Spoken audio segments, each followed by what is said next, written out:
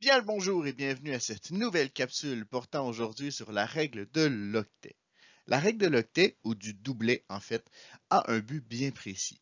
Comprendre comment les atomes interagissent entre eux et forment des liaisons chimiques.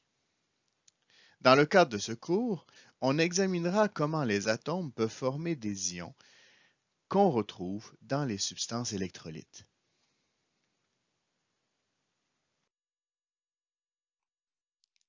Les ions sont des atomes qui ne sont plus électroniquement neutres. Par exemple, l'atome de sodium peut former l'ion sodium qui porte une charge positive. Si le nombre de protons est plus grand que le nombre d'électrons, la charge de l'ion est positive.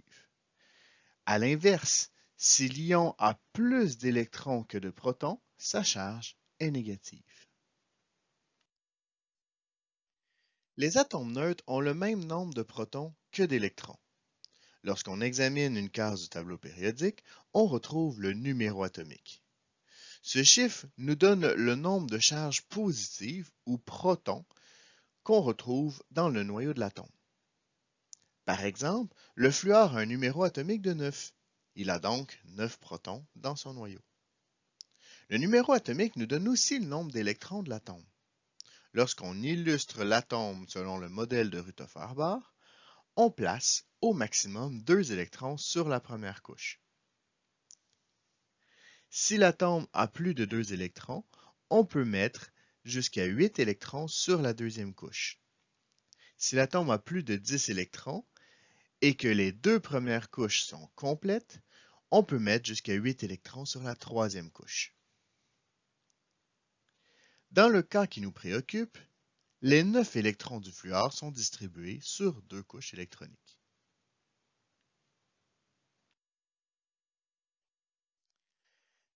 Les ions formés à partir d'un atome perdent ou gagnent des électrons pour reproduire la configuration électronique d'un gaz inerte. Ils seront plus stables si leurs couches électroniques sont complètes. Dans notre exemple, le néon est le gaz inerte le plus proche du fluor. Il a 10 protons et 10 électrons. Sa couche externe est complète car il a 8 électrons. Si l'atome de fluor gagne un électron, il aura la même distribution électronique que le néon.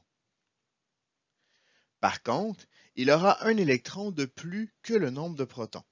Sa charge globale sera donc de -1.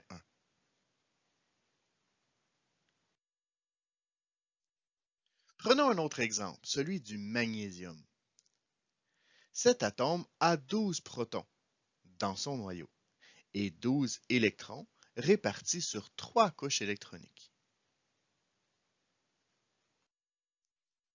Le gaz inerte le plus proche du magnésium dans le tableau périodique n'est pas l'argon situé sur la même ligne que lui, mais bien le néon situé 2 cases avant lui.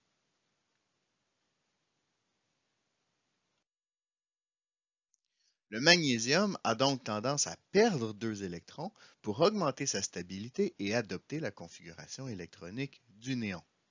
L'ion magnésium a donc 2 protons de plus que d'électrons, sa charge globale est donc de +2. Dans l'application de la règle de l'octet, on cherche souvent à obtenir une couche périphérique de 8 électrons. Avec les plus petits atomes, on parle plutôt de la règle du doublet. Le principe est le même. Le lithium va adopter la distribution électronique du gaz inerte le plus proche, et ce gaz est l'hélium. Sa couche électronique est complète, mais elle n'a que 2 électrons. Le lithium perdra un électron et deviendra l'ion lithium, ayant une charge de +1. Observons les charges des ions que nous avons déjà trouvés. Notons que les gaz inertes, comme l'hélium ou le néon, ne forment pas d'ions, car leur couche électronique externe est déjà complète. Peut-on dégager une tendance ou une règle? Y a-t-il un lien entre la famille à laquelle l'atome appartient et la charge électronique de l'ion qu'il formera?